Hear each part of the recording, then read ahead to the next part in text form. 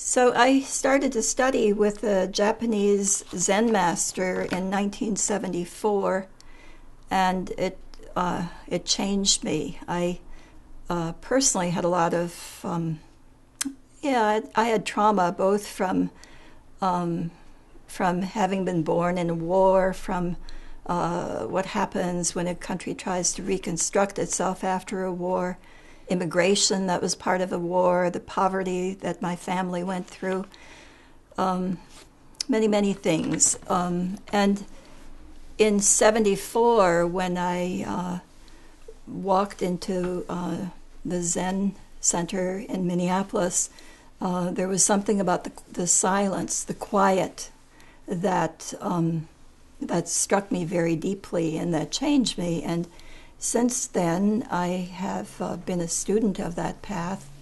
And a couple of years ago, I took some time to study with two people. One was Alan Wallace, who was a Buddhist, an ex-Buddhist monk, Tibetan Buddhist monk, who is also very interested in physics, and whose dad was a Protestant theologian.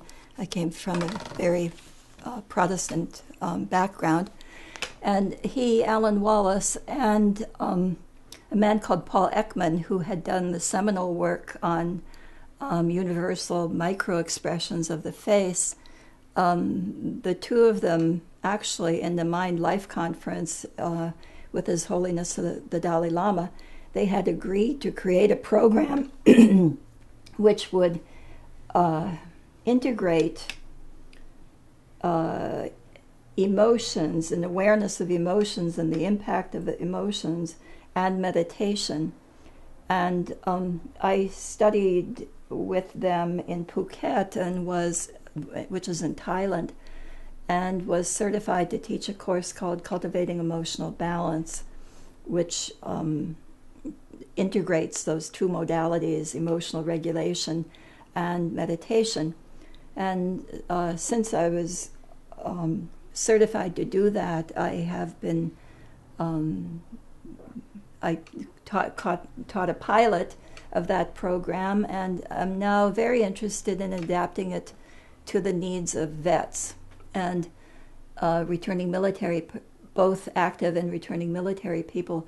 And what it's really all about for me is that I've thought deeply about this. How can this help veterans? And I think that when you have been in a combat zone, whether you're actively in combat or whether you're part of that whole machine, and actually not only that, but when you've been part of the training to kill, which is the training that our military people receive, and some, of course, then go on to actually kill.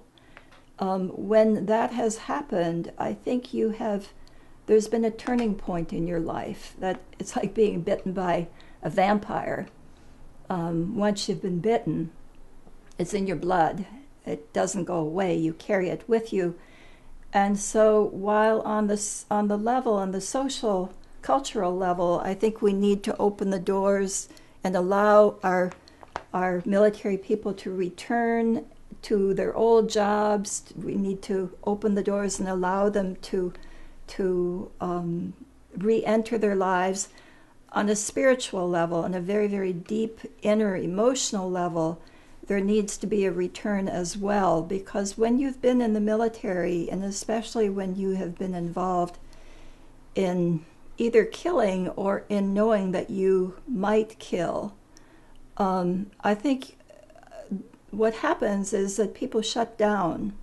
You can't kill without thingifying someone. It's like the Martin Buber I-it relationship. People no longer are related to you. If they are, you can't kill. You have to make them the enemy. But in that training, something terribly significant happens to people, and what happens is that parts of them shut down. And those parts, which have to do with intimacy and relatedness and connectedness, not only to each other and to others, but also to oneself, somehow those doors have to be opened again, and somehow there needs to be a returning to that inner core of living in that relatedness, of living in the heart. And meditation is really an ideal vehicle for that, because it simply is the allowing of the unfolding that I think needs to happen. And the beauty of doing it with a group is that you're doing it together.